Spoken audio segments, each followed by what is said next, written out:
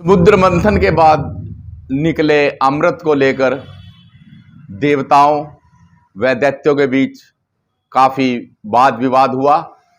दैत्य भी चाहते थे कि वह अमृत लेकर अमर हो जाए और देवता चाहते थे कि राक्षस अमर न हो।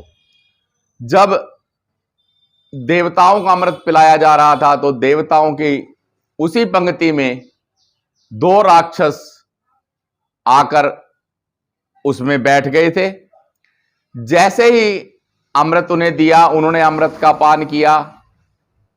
उसी वक्त भगवान को पता चल गया अब ये राक्षस है। उन्होंने सुदर्शन चक्र से उसका शीश काट दिया, जो राहु और केतु बने।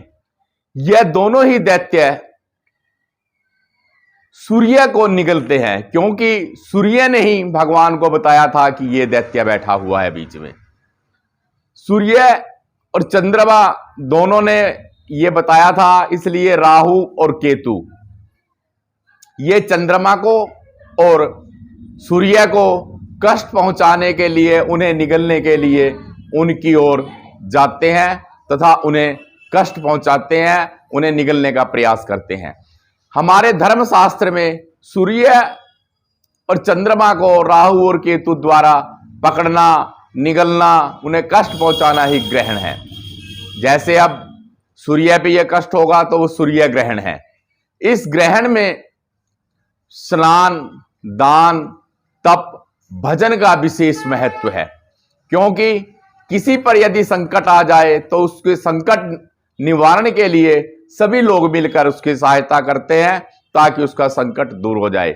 ऐसे ही सभी लोग मिलकर दान, तप, भजन, तीर्थ स्नान करते हैं तथा उसे ब्रह्म अर्पण करते हैं ताकि भगवान शीघ्र अतिशीघ्र सूर्य की आए संकट को टाल सके। दूसरा, सूर्य को भी इस भजन से, इस स्नान से, इस तप से पाक ताकत मिलती है। वह अधिक समय तक राक्षसों से अड़े रहते हैं। यही इस सूर्य ग्रहण में होता है, यही चंद्र ग्रहण में। ऐसे रात्रि को चंद्र ग्रहण लगता है, वह पूर्णिमा में लगता है।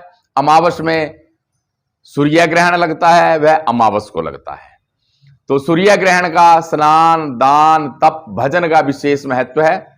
12 घंटे पहले ही इसका सूतक शुरू हो जाता है। आज 4:25 पर ग्रहण शुरू होगा, तो इसलिए सुबह 4:25 से सूतक प्रारंभ हो गया। वैसे तो ग्रहण 4:25 से शुरू होकर 6:25 तक रहेगा, परंतु हमारे इस कुरुक्षेत्र भूमि में पृथुदक पिहोवा नगरी में 5:39 पर सूर्यास्त हो जाएगा।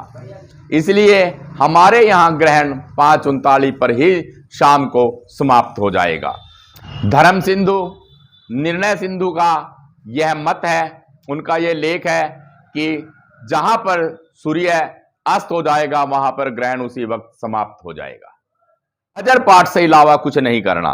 द्वितीय, आज का विज्ञान भी मानता है कि इस वक्त सूर्य की वो ताकत समाप्त हो जाती है जो वायुमंडल में घूम रहे विषैले तत्व, जीव जंतुओं को रोक सके। वह गति उसके कम हो जाती है। इसलिए आकाश में विचरने वाले जो जीव जंतु हैं, छोटे छोटे कीड़े मकोड़े, वो सभी पृथ्वी पर और गिरते हैं, वह भोजन में आ जाते। भोजन में यदि इस प्रकार के कीटाणु आएंगे तो हमें अनेक प्रकार की बीमारियों से ग्रस्त कर देंगे। उन बीमारियों से बचाव के लिए ही हमारे ऋषि मुनियों ने, शास्त्रकारों ने खान पान ही बंद कर दिया। न कोई खाए पिएंगे, न ही किसी प्रकार की कोई बीमारी फैलेगी। द्वितीय, भोजन में हम कुशा वह तुलसी दल डालते हैं।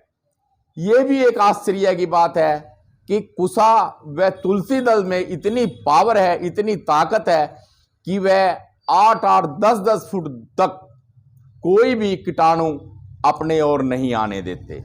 उससे वह कीटाणु हमारे भोजन की ओर नहीं आते और वह हमारा भोजन, दूध वगैरह सभी सुरक्षित रहता है। इसीलिए हम भोजन में तुलसी पत्र व कुशा डालकर उसे सुरक्षित रख देते हैं ग्रहण से पहले ही।